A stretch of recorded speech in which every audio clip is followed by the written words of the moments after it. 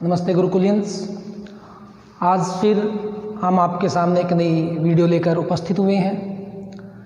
इससे पहले की वीडियो में हमने महाभारत की कथा देवव्रत के बारे में परिचय दिया, उनकी प्रतिज्ञा के बारे में हमारी चर्चा हुई और आज की इस वीडियो में फिर से महाभारत की कथा का तीसरा अध्याय लेकर आज उपस्थित हुए हैं, जिसका नाम है अम्बा और भीष्म।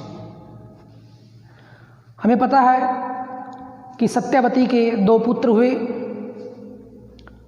जिसमें चित्रांगद और विचित्रवीर्य। चित्रांगद को राज सिंहासन पर बिठाया गया। वह एक बड़ा वीर और स्वेच्छाचारी राजा हुआ है, परंतु गंधर्वों के साथ युद्ध होने के कारण वह युद्ध में मारा गया। उस समय विचित्रवीर्य की आयु बहुत छोटी थी और चित्रांगद के बाद विचित्रवीर्य को गद्दी पर बिठाया गया। जब तक विचित्रवीर्य बड़ा न हो जाए तब तक राज्य की जो देखभाल भीष्म पितामह के द्वारा की गई। अब जैसे ही विचित्रवीर्य बड़ा हुआ तो भीष्म को उनके विवाह की चिंता होने लगी। भीष्म को पता लगा कि काशीराज की कन्याओं का स्वयंवर हो रहा है, तो वो बहुत खुश हुए और उस स्वयंवर में उन्होंने भाग लिया। जब भीष्म उस स्वयंवर में पहुंचे तो वहाँ के राजाओं ने उन्हें वहाँ पर उपस्थित देखकर वो स्तब्ध रह गए, हैरान रह गए। उन्होंने सोचा कि भीष्म ने तो ब्रह्मचारी रहने की प्रतिज्ञा की है, वो स्वयंवर में भाग लेने नहीं आए बल्कि उस स्वयंवर को देखने आए हैं। परंतु जब भीष्म ने अपना नाम स्वयंवर में भाग लेने वाले राजाओं में सम्मिलित करवाया तो सभी राजाओं ने उन पर अनेक प्रकार के व्यंग किए। वो कहने लगे कि जो भीष्म ने प्रतिज्ञा की थी क्या वो झूठी थी। भीष्म एक वीर योद्धा और वचनबद्ध व्यक्तित्व के धनी है, तो क्या वो सब झूठ है। इस प्रकार की जो फबतियाँ, इस प्रकार के व्यंग्य भीष्म पर कसे गए।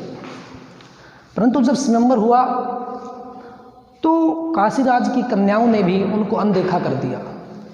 भीष्म इस अवहेलना को सहन नहीं कर पाए और उन्होंने काशीराज की कन्याओं का अपहरण कर लिया। इनमें 3 कन्याएं अम्बा, अंबिका और अंबालिका थी और उसमें अम्बा ने अपने मन से शोभ देश के राजा शाल्व को अपना पति मान लिया था। शोभ देश के राजा अम्बा पर अनुरक्त थे, तो उन्होंने भीष्म का पीछा किया और उसके साथ युद्ध किया। भीष्म के साथ युद्ध करते हुए शाल्व हार गए और काशीराज की कन्याओं के अनुरोध पर भीष्म ने शाल्व को जीवित छोड़ दिया और तीनों कन्याओं को लेकर भीष्म हस्तिनापुर पहुँचे और वहाँ पर विचित्रवीर्य के विवाह की तैयारियाँ की गई। तभी अम्बा ने भीष्म को एकांत में जाकर कहा कि मैं शोभ देश के राजा से प्रेम करती हूँ, उनसे विवाह करना चाहती हूँ, उनको अपना पति मान चुकी हूँ। तो भीष्म को उनकी यह बात उचित लगी और उन्होंने सम्मान के साथ अम्बा को शाल्व देश के राजा के पास पहुंचाया। अम्बा ने शाल्व के पास जाकर कहा कि भीष्म ने मेरी बात को सुनकर आपके पास भेजा है और मैं आपसे विवाह करना चाहती हूँ। परंतु शोभ देश के राजा शाल्व ने अम्बा से विवाह करने से मना कर दिया। उन्होंने कहा कि मैं अपहरण की गई वस्तु को स्वीकार नहीं करूंगा और मैं भीष्म से युद्ध में पराजित हुआ हूँ। अतः आप वहीं भीष्म के पास जाएं, उनके सामने विवाह का प्रस्ताव रखें। तो अम्बा वहाँ से फिर वापस भीष्म के पास आई और अपनी सारी जो कथा है भीष्म को बताई। भीष्म ने विचित्रवीर्य को अम्बा के साथ विवाह करने के लिए कहा, परंतु विचित्रवीर्य ने इस बात के लिए मना कर दिया। तो अम्बा ने भीष्म से कहा कि अब आप ही कुछ करें या मुझसे विवाह करें। भीष्म ने अपनी प्रतिज्ञा के बारे में बताया और उसको फिर से शोभ देश के राजा शाल्व के पास भेज दिया। शोभ देश के राजा शाल्व के पास पहुंचने पर अम्बा ने फिर से अपनी सारी कथा बताई, परंतु शाल्व ने उनके साथ विवाह करने से फिर इनकार कर दिया। इसी बीच अम्बा फिर भीष्म के पास पहुंची।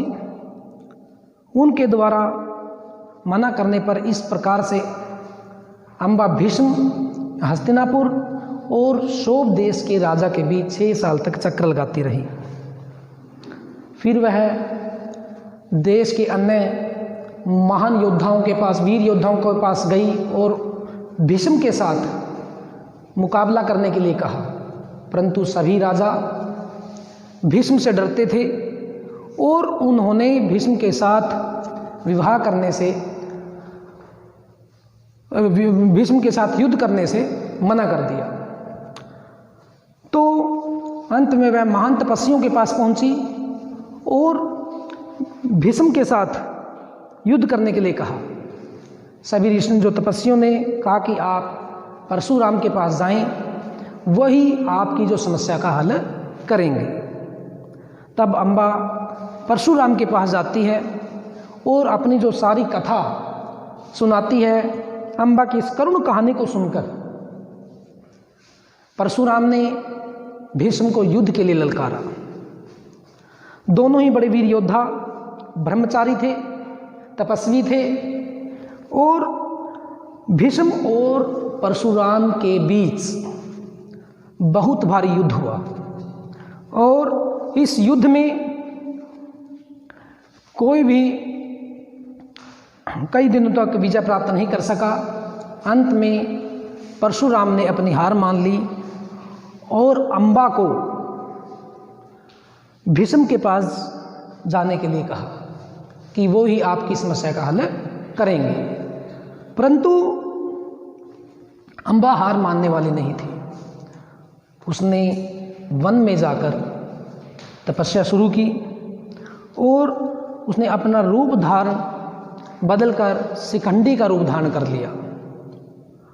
शिखंड, और वही शिखंडी जिसने अर्जुन के साथ खड़ा होकर युद्ध में भीष्म को पराजित किया था।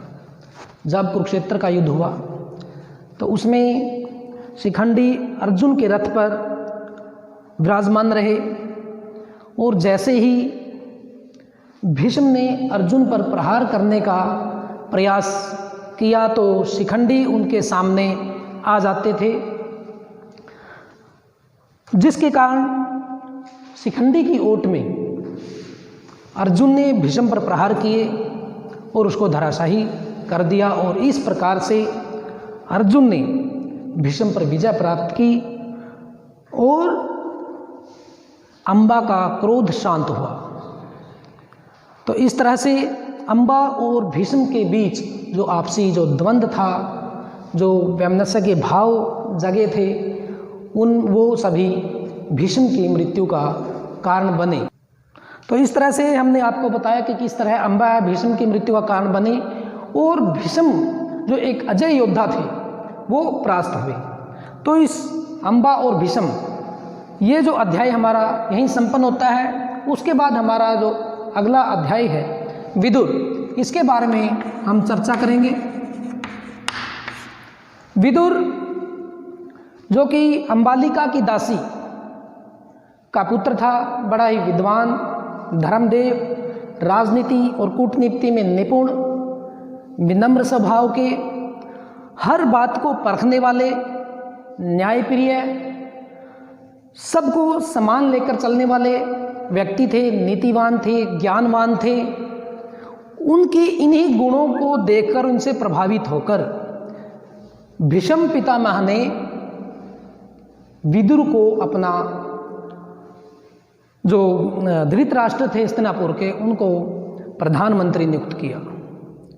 बड़े नीतिवान होने के कारण विदुर समय समय पर धृतराष्ट्र को सलाहें देते रहते थे। उनके अनुसार धृतराष्ट्र अपना जो शासन चलाते थे और उनके मार्गदर्शन में जो हस्तिनापुर ने बहुत अधिक विकास किया, उन्नति की।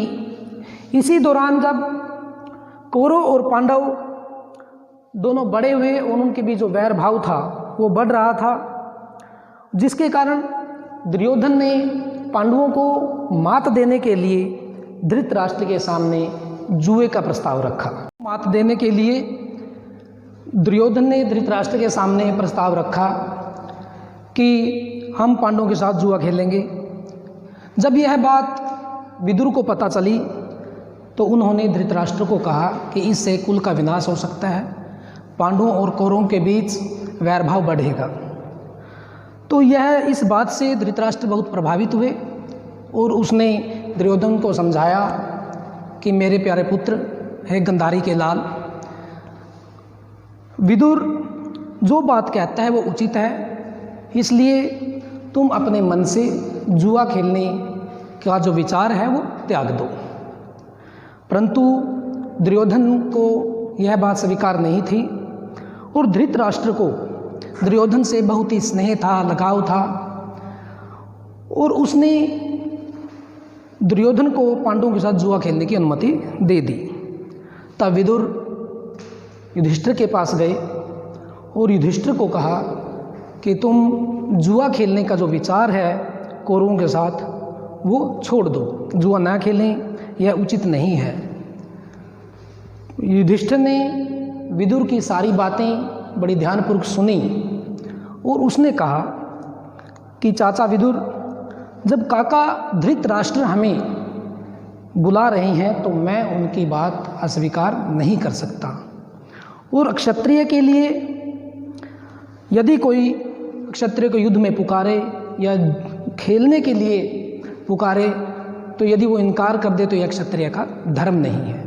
तो इस तरह से जो युधिष्ठिर ने भी विदुर की बात को अस्वीकार कर दिया और दोनों के बीच जुए का खेल हुआ। तो इस तरह से हमने देखा कि जो जुआ है विदुर के अनुसार किसी भी राज्य के विनाश का कारण है। विदुर एक बहुत ही कुशल राजनीतिक नीति निपुण और शास्त्रों के ज्ञाता थे। वो अपनी हर बात किसी न किसी तर्क के आधार पर रखते थे, जिसके कारण उनकी इन नीतियों के आधार पर ही जो हस्तिनापुर ने बहुत अधिक विकास किया, उन्नति की और हस्तिनापुर विकास के मार्ग पर अग्रसर हुआ।